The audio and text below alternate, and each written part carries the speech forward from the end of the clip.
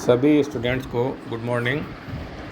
जैसा पिछली बार मैंने आपको जो वीडियो भेजा था और अपने व्हाट्सएप ग्रुप पे जो पीडीएफ शेयर की थी, तो मैंने आपको बताया था कि हमारा जो पहला प्रश्न पत्र है इतिहास का, मध्यकालीन भारत का इतिहास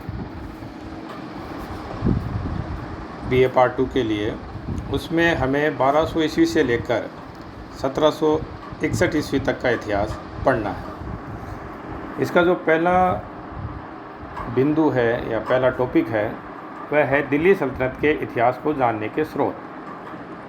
देखिए, इतिहास में किसी भी कालखंड को जब हम पढ़ते हैं तो पहला जो काम होता है वह है कि उस कालखंड से संबंधित इतिहास के हमारे पास स्रोत क्या है, हम उस इतिहास के बारे में जानेंगे कैसे।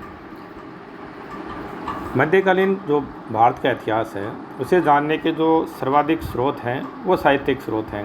उस समय की जो रचनाएं हैं उनके आधार पर हम इतिहास का पुनर्लेखन करते हैं, उस समय के इतिहास को जानते हैं। अगर दिल्ली सल्तनत की बात करें तो जो पहला सबसे महत्वपूर्ण स्रोत है वह है हसन निजामी नामक जो लेखक है उसकी ताजुल मासिर नामक पुस्तक।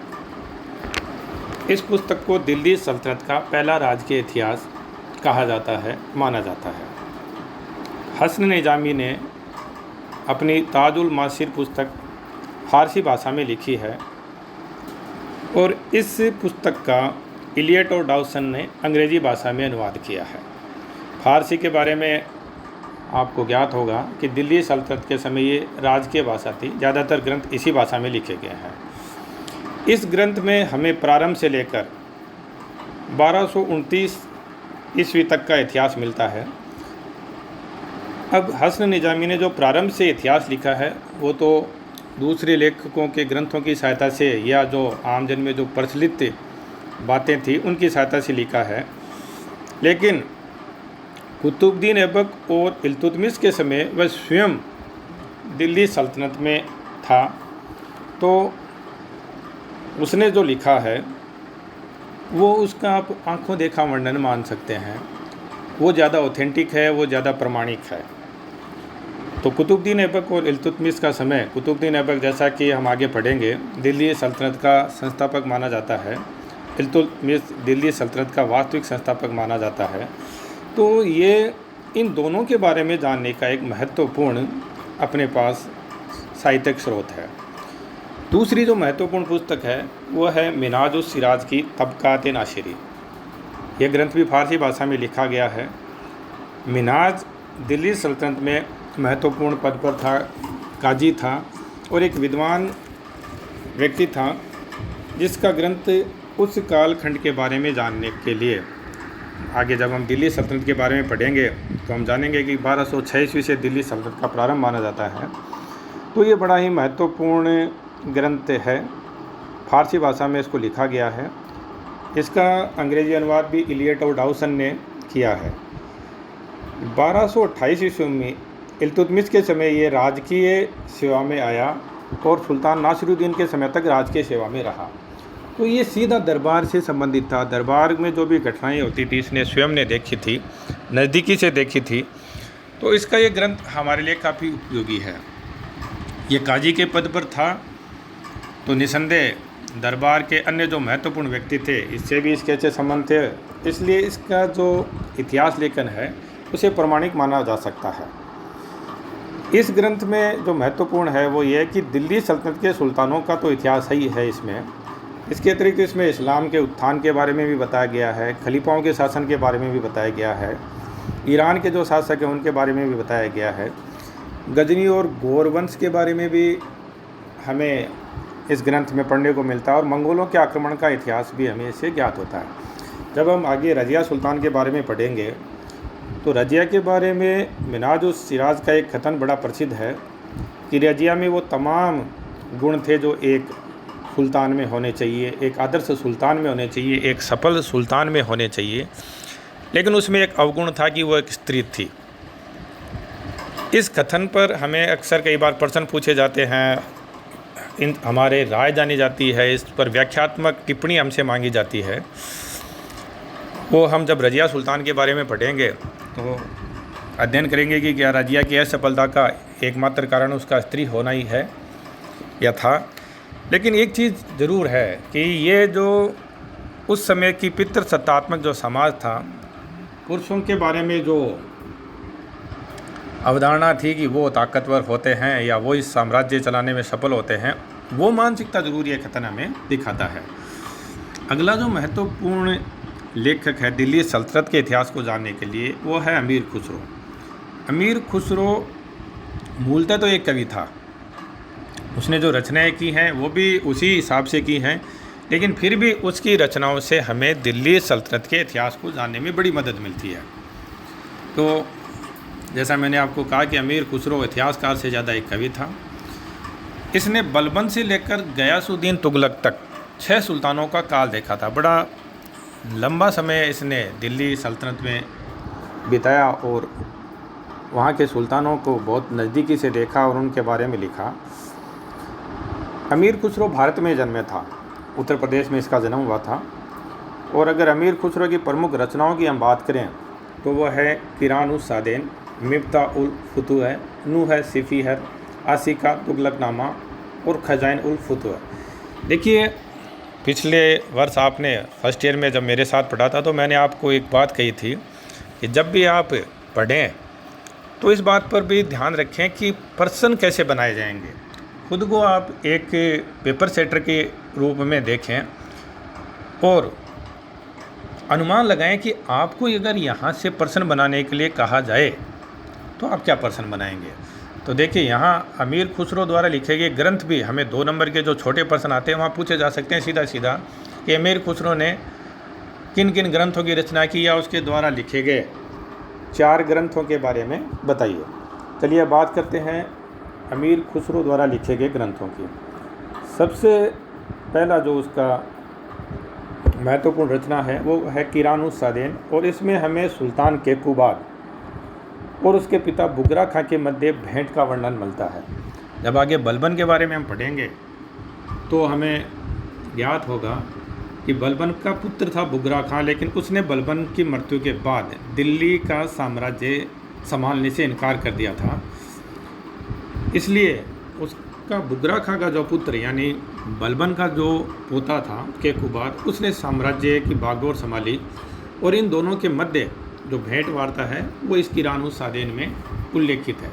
मिफ्ता उल फतूह में हमें मलिक छज्जू के विद्रोह का वर्णन मिलता है। मलिक छज्जू ने जलालुद्दीन खिलजी के विरुद्ध विद्रोह किया था, और इसी ग्रंथ में हमें जलालुद्दीन खिलजी, जो अलाउद्दीन खिलजी का चाचा था और उस अलाउद्दीन खिलजी से पहले दिल्ली का सुल्तान था, उसके बारे में हमें वर्णन मिलता है। नूह सिफ़ीहर जो रचना है इसमें हमें दिल्ली का जो सुल्तान था मुबारक शाह खिलजी, उसके दक्षिण भारत के अभियानों के बारे में वर्णन तो मिलता ही मिलता है, लेकिन उससे भी ज़्यादा भारत के विभिन्न भागों की बड़ी सुंदरता से वर्णन यहाँ पर अमीर खुसरो ने किया है। इसका जो अगला ग्रंथ है आसिका, इसमें अलाउद्दीन का जो बेटा था खिजर खां, उसका और गुजरात की जो राजकुमारी थी देवल देवी, उसके मध्य जो प्रेम प्रसंग था उसका वर्णन मिलता है। और इसी ग्रंथ में हमें दिल्ली पर हुए मंगोल आक्रमणों के बारे में भी वर्णन मिलता है। तुगलकनामा जो अगला ग्रंथ है अमीर खुसरो का, इसमें अमीर खुसरो ने गयासुद्दीन तुगलक के बारे में बताया है, उसकी विजयों का वर्णन किया है। उसके बारे में जानने का एक ये महत्वपूर्ण स्रोत हमारे पास है। अगली जो रचना है अमीर खुसरो की वो खजाइन उल फतूह है, और इसमें अलाउद्दीन के जो दक्षिण भारत के अभियान हैं उनका वर्णन हमें मिलता है। जब हम अलाउद्दीन खिलजी के बारे में पढ़ेंगे तो हम जानेंगे कि किस तरह उसके एक सेनानायक मलिक काफूर ने दक्षिण भारत के जो राजवंश थे उन पर आक्रमण किया। उन पर अधिकार तो नहीं किया, लेकिन उनसे बड़ी मात्रा में धन जरूर वसूल किया, उनसे पैसा हासिल किया, उनसे घोड़े हासिल किए। ये सब चीज़ें जब अलाउद्दीन खिलजी के बारे में हम पढ़ेंगे तो जानेंगे। चौथा महत्वपूर्ण जो लेखक है जिसकी रचना हमारे लिए उपयोगी है दिल्ली सल्तनत के इतिहास को जानने के लिए, वो है ज़ियाउद्दीन बर्नी की तारीख़ फ़िरोज़शाही। बर्नी का जो चाचा था अलाउल मुल्क, उसका अलाउद्दीन खिलजी पर ख़ास प्रभाव था, वो उसका ख़ास मित्र भी था। और अलाउद्दीन खिलजी जिन लोगों से विचार विमर्श किया करता था या जिनकी बातें माना करता था, उनमें अलाउल मुल्क भी एक महत्वपूर्ण व्यक्ति था। और अपने चाचा की वजह से बर्नी को भी दिल्ली सल्तनत में एक खास स्थान मिला हुआ था। जियाउद्दीन बर्नी की जो ये पुस्तक है तारीख़ फ़िरोज़शाही, इसको इसने फ़ारसी भाषा में लिखा है और जैसा पीछे हम पढ़ कर आए हैं, इलियट और डाउसन ने इसका अंग्रेज़ी में अनुवाद किया है। बर्नी ने ये किताब सुल्तान फ़िरोज़ शाह तुगलक को समर्पित की थी, क्योंकि बर्नी के इस समय बुरे दिन चल रहे थे और वो सुल्तान फ़िरोज़ शाह तुगलक को प्रसन्न करना चाहता था, इसलिए उसने अपनी किताब का नाम ही तारीख़ फ़िरोज़शाही रख दिया।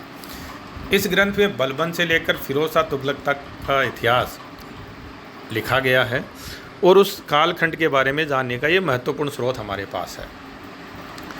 इस ग्रंथ से जो सबसे महत्वपूर्ण बात हमें मिलती है या जिस महत्वपूर्ण तथ्य पर प्रकाश इससे पड़ता है, वो है अलाउद्दीन खिलजी की बाज़ार व्यवस्था। जब हम अलाउद्दीन खिलजी के बारे में पढ़ेंगे तो उसकी बाज़ार व्यवस्था को जानेंगे। उस समय जियाउद्दीन बर्नी की ये रचना हमारे लिए काफ़ी उपयोगी होगी। बर्नी के लेखन की सबसे बड़ी जो कमी है वो है कि उसने क्रमबद्ध रूप से नहीं लिखा है। उसने किसी घटना को पहले लिख दिया, किसी घटना को बाद में लिख दिया, कालक्रम का उसने कोई ध्यान नहीं रखा है। और दूसरा, उसकी सोच थी वो बड़ी कट्टर थी। उसका एक बड़ा प्रसिद्ध कथन है, जब वो मोहम्मद तुगलक की जो सांकेतिक मुद्रा है उसकी असफलता के बारे में लिखता है, तो वो लिखता है कि हर हिंदू का घर टकसाल बन गया। यानी जो नकली सिक्के डाले गए बर्नी के हिसाब से वो सिर्फ हिंदुओं ने डाले थे, जबकि सच्चाई ये है कि प्रत्येक व्यक्ति ने इस जो व्यवस्था थी उसका फ़ायदा उठाया और नकली सिक्के बनाकर बाज़ार में चलाए। बर्नी की एक और पुस्तक है फतवा-ए जहादारी, वो भी हमारे लिए बड़ी महत्वपूर्ण है। वो दिल्ली सल्तनत के जो सुल्तान हैं उनकी राजत्व व्यवस्था को जानने के बारे में हमारे लिए काफ़ी महत्वपूर्ण है। अगली जो महत्वपूर्ण पुस्तक है वो है शम्स-ए सिराज की तारीख़ फ़िरोज़शाही। दोनों पुस्तकों के नाम आप देखिए एक ही हैं, एक को बर्नी ने लिखा है, एक को शम्स-ए सिराज ने लिखा है। शम्स-ए सिराज की ये पुस्तक सुल्तान फ़िरोज़ तुगलक के बारे में जानने का महत्वपूर्ण साधन है। और इस पुस्तक में फ़िरोज़ के समय हुए मंगोल आक्रमण, उसके बंगाल अभियान, उसके समय की सैनिक व्यवस्था, धार्मिक व्यवस्था, आर्थिक व्यवस्था और उसके द्वारा जो स्थापित गुलामों के लिए एक अलग से जो विभाग था उसका वर्णन इसमें हमें प्राप्त होता है। ये एक अच्छा ग्रंथ माना जाता है इसलिए क्योंकि शम्स-ए सिराज को कोई राजकीय संरक्षण प्राप्त नहीं था, तो उसके लेखन में किसी तरह का कोई दबाव हमें महसूस नहीं होता है। अगली जो पुस्तक है वो है फतवा-ए फ़िरोज़शाही और इस पुस्तक को खुद फ़िरोज़ तुगलक ने लिखा था। छोटी सी पुस्तक है, लगभग 32 पृष्ठ हैं इसमें फ़िरोज़ तुगलक ने खुद के द्वारा इस्लाम के प्रसार हेतु किए गए कार्यों का उसने विशेष रूप से वर्णन किया है कि उसने इस्लाम धर्म के प्रचार के लिए क्या किया, क्या कदम उठाए।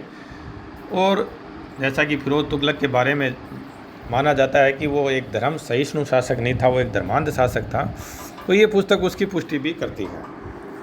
अगली महत्वपूर्ण जो पुस्तक है वो है इसामी की फुतुह-ए-सलातीन। इसामी सुल्तान मोहम्मद तुगलक का समकालीन था और इसका जन्म दिल्ली में हुआ था 1311 में। इसामी था, उसको बहमनी शासक बहमन शाह ने संरक्षण दिया और उसने अपनी पुस्तक की वहीं रचना की, इसलिए ये पुस्तक काफ़ी निष्पक्ष मानी जाती है, क्योंकि जिन लोगों के बारे में इसने लिखा है उनका कोई संरक्षण इसे प्राप्त नहीं था। इस ग्रंथ में हमें मोहम्मद गजनवी से लेकर 1349 ईस्वी तक यानी लगभग 350 वर्षों का इतिहास जानने को मिलता है, पर इसके दिन में भी सावधानी आवश्यक है, जो कि लगभग सभी मध्यकालीन ग्रंथों में है कि वो अक्सर निष्पक्ष नहीं हुआ करते थे। तो जो भी जब हम ग्रंथों का अध्ययन करते हैं तो दूसरे ग्रंथों से उन तथ्यों को मेल करवाते हैं, क्रॉस चेक करवाते हैं, ताकि हमें इतिहास के बारे में सही जानकारी प्राप्त हो सके। चलिए, आशा है आपके लिए ये उपयोगी साबित होगा। धन्यवाद।